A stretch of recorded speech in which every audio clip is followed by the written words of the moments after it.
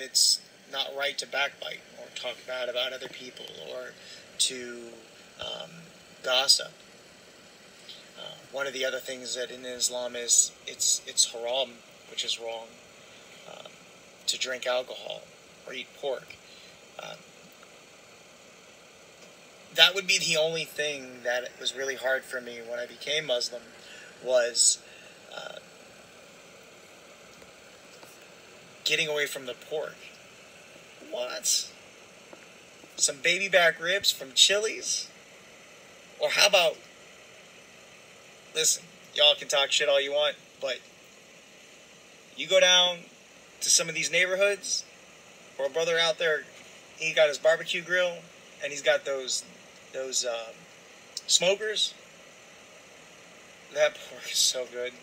It's ridiculous. And that is one of the major things that I miss greatly about not being Muslim. There we go. And there will be light. But I've had one drink my whole life, and I don't believe in drugs. Um, in fact, when I even got hurt, somebody tried to give me morphine, and I refused. Of course, the time that I was in a coma and I blacked out, they did whatever they had to do, save my life. But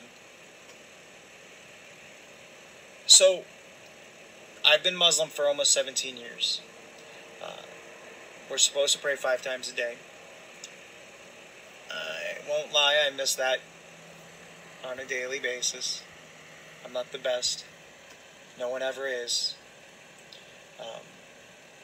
But Allah is the most merciful and most understanding. And,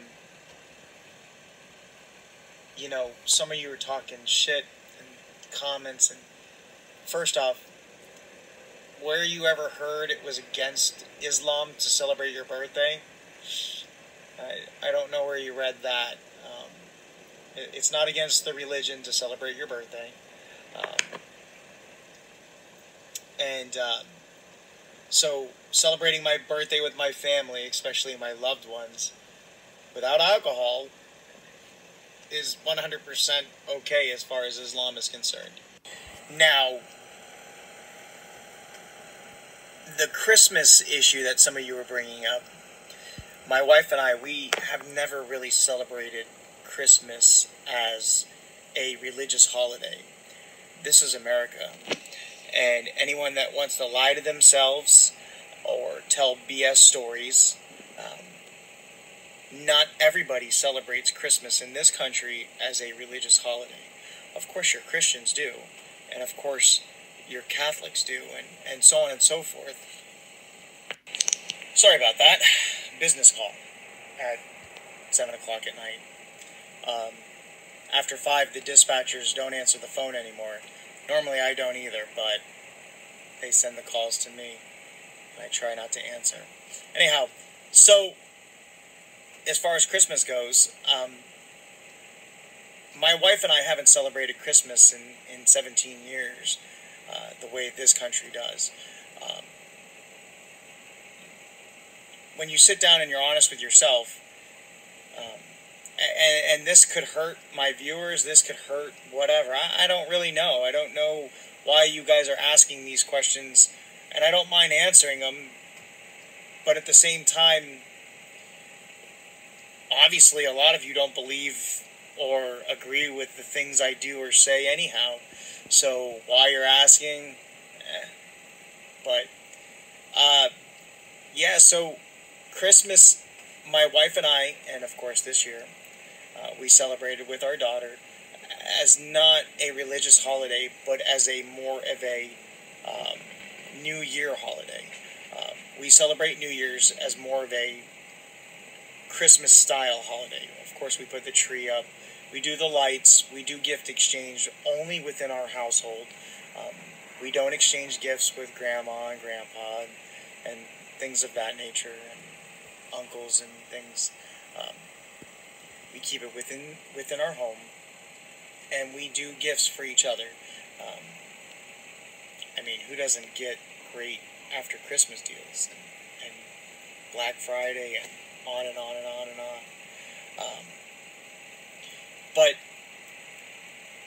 this country, love it to death. But that's the great thing about this country is you can choose how you celebrate your holidays or time with your family or how you want to do it with your family. And we already have a holiday in Islam. It's the Eid, and it's after Ramadan. Once Ramadan ends, right before Ramadan ends, you exchange gifts. You give each other brand new clothes, and you celebrate the Eid in your new outfit that you buy for each other, and you celebrate the holidays. Eat new foods, things of that nature, because you've been fasting all month for 30 days. And of course, Ramadan is 10 days sooner every year. So some years it's cool. Some years it's extremely hot and you can't have any water. I can assure you there's been many, many months or Ramadans that I've done funeral escorts on a motorcycle running between my legs in the middle of the heat of summer where I can't even drink water. And who knows who will comment, not comment, but even my guys would say to me, you're going to pass out. What are you doing? What are you, crazy? Medically, that's what doctors say, is it's crazy. But religiously, Allah, it brings you that closer to Allah. And that's part of Ramadan. That fasting that you must do is part of your acceptance of Islam. I'm not going to go into details about how the Prophet Muhammad, while being attacked, going back and forth through the deserts for 30 days and nights, they were fasting, and that's where that comes from. But I was Catholic, like I said, and I just felt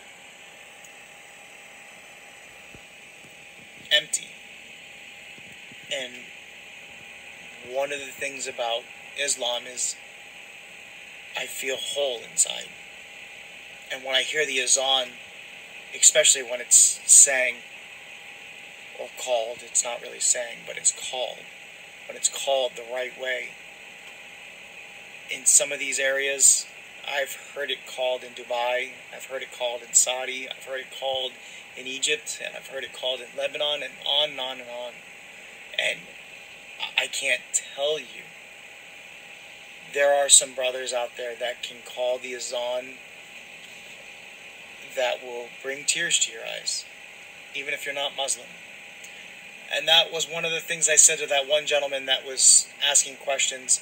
You know, if your heart's moving to the sound of the azan, you don't have to do it today. You don't have to do it tomorrow. But maybe you should take the time to look into Islam, maybe just one day. Because if your heart's stirring when you're hearing the azan being called, that might be Allah trying to open your eyes and your heart to Islam. I know that's pretty